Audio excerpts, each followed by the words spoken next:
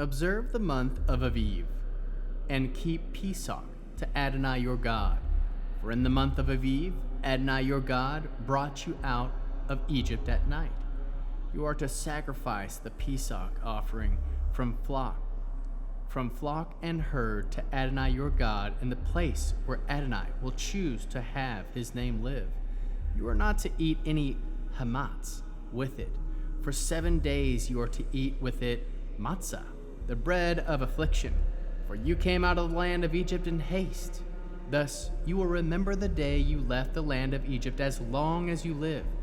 No leaven is to be seen with you anywhere in your territory for 7 days. None of the meat from your sacrifice on the first day of the evening is to remain all night until morning. You are not to sacrifice the Pesach offering in just any of the towns that Adonai your God is giving you. But at the place where Adonai your God will choose to have his sun sets. At the time of year that you came out of Egypt, you are to roast it and eat it in the place of Adonai your God will choose. In the morning you will return and go to your tents. For 6 days you are to eat matzah. On the 7th day there is to be a feast assembly for Adonai your God. Do not do any kind of work. You are to count 7 weeks. You are to begin counting 7 weeks from the time you put your sickle to the standing grain. You are to observe the festival of Shavuot, weeks, for Adonai your God with a voluntary offering, where you are to give in accordance with the decree to which Adonai your God has prepared you. You are to rejoice in the presence of Adonai your God, you, your sons and daughters, your male and female slaves, the Levi'im living in your towns, and the foreigners, orphans, and widows living among you in the place where Adonai your God will choose to have his name live. Remember that you were a slave in Egypt. Then you will keep and obey these laws. You are to keep the festival of Sukkot for 7 days after you have gathered the produce of your threshing floor and winepress. Rejoice at your festival, you and your sons and daughters, your male and female slaves, the Levi'im and the foreigners, orphans and widows living among you. 7 days you are to keep the festival for Adonai your God in the place Adonai your God will choose, because Adonai your God will bless you in all your crops and all your work, so you will be full of joy. 3 times a year all your men are to prepare in the presence of Adonai your God in the place which he will choose, at the festival of Matzah, at the festival of Shavuot, and at the festival of Sukkot. They are not to show up before Adonai empty-handed, but every man is to give what he can in accordance with the blessing Adonai your God has given you. You are to appoint judges and officers for all your gates in the cities. Adonai your God is giving you tribe by tribe, and they are to judge the people with righteous judgment. You are not to distort justice or show favoritism, and you are not to accept a bribe, or a gift blinds the eye. For a gift blinds the eyes of the wise and twists the words of even the upright. Justice, only justice, you must pursue, so that you will live and inherit the land Adonai your God is giving you. You are not to plant any sort of tree or as a sacred pole beside the altar of Adonai your God that you will make for yourselves. Likewise, do not set up a standing stone. Adonai your God hates such things. You are not to sacrifice to Adonai your God a cow or sheep that has a defect or anything wrong with it. That would be an abomination to Adonai your God. If there is found among you within any of your gates in any city, that Adonai your God gives you a man or woman who does what Adonai your God sees as wicked, transgressing his covenant by going and serving other gods and worshiping them, the sun, the moon, or anything in the sky, anything I have forbidden, and it is told to you, or you hear about it, then you are to investigate the matter diligently. If it is true, if it is confirmed that such a detestable things are done in Israel, then you are to bring the man or woman who has done this wicked thing to the city gates and stone the man or woman to death. The death sentence is to be carried out only if there was a testimony from 2 or 3 witnesses. He may not be sentenced to death on the testimony of only one witness. The witnesses are to be the first to stone him to death. Afterwards, all the people will stone him. Thus, you will put an end to this wickedness among you. If a case comes before you at the city gates, which is too difficult for you to judge, concerning bloodshed, civil suit, personal injury, or other controversial issue, you are to get up, go to the place which Adonai your God will choose, and appear before the Kohanim, who are the Levi'im, the judge in the office at the time. Seek their opinion, and they will render a verdict for you. You will then act accordingly to what they have told you to do in that place which Adonai will choose. You are to take care to act accordingly to all their instructions, in accordance with the Torah they teach you. You are to carry out the judgment they render, not turning aside to the right or to the left from the verdict they declare to you. Anyone presumptuous enough not to pay attention to the Kohen appointed there, such wickedness from Israel, all the people will hear about it and be afraid to continue acting presumptuously.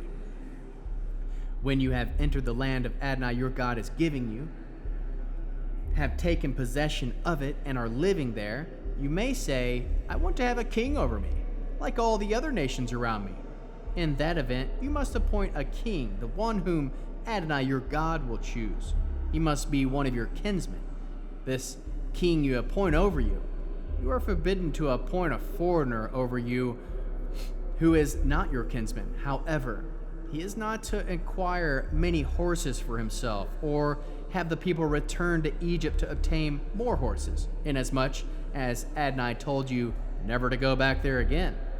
Likewise, he is not to acquire many wives for himself, so that his heart may not turn away, and he is not to acquire excess quantities of silver and gold.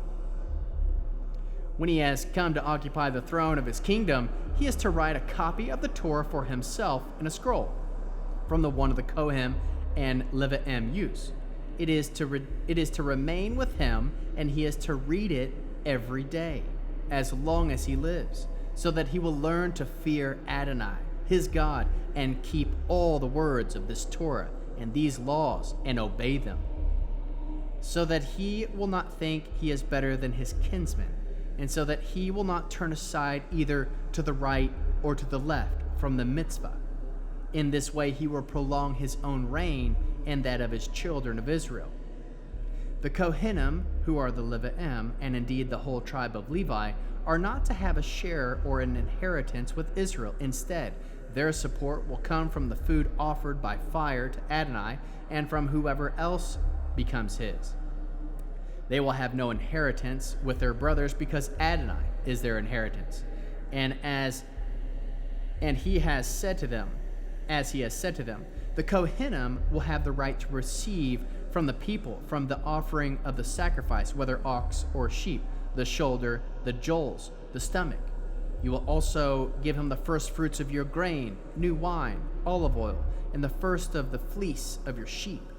For Adonai your God will choose him from all the tribes who stand and serve the name of Adonai, him and his sons forever.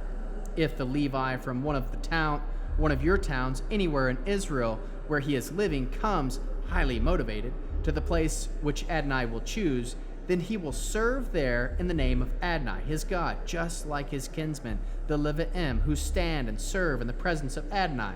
Such a Levi will receive the same share as they do, in addition in what he may receive from selling his inherited ancestral property. When you enter the land Adonai your God is giving you, you are not to learn how to follow the abominable practices of those nations. There must not be found among you anyone who makes his son or daughter pass through the fire, a diviner, soothsayer, an enchanter, a sorcerer, a spellcaster, a consulter of ghosts or spirits, a necromancer. For whoever does these things is detestable to Adonai, and because of these abominations, Adonai your God is driving them out ahead of you. You must be wholehearted with Adonai your God, for these nations which you are about to dispossess listened to soothsayers and diviners, but you, Adonai your God, does not allow you to do this. Adonai will rise up for you a prophet like me from among yourselves, from your own kinsmen. You are to pay attention to him, just as you were assembled at Horeb and requested Adonai your God. Don't let me hear the voice of Adonai my God anymore, or let me see his great fire ever again. If I do, I will die. On that occasion, Adonai said to me, among their kinsmen, Adonai said to me, they are right in what they are saying. I will rise up from them a prophet like you from among their kinsmen.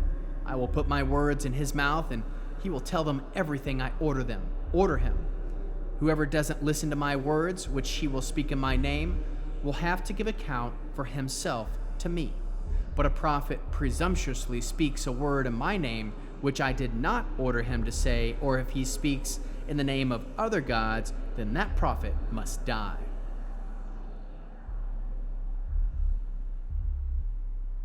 You may be wondering, how are we to know if a word has been spoken by Adonai when a prophet speaks in the name of Adonai and the prediction does not come true?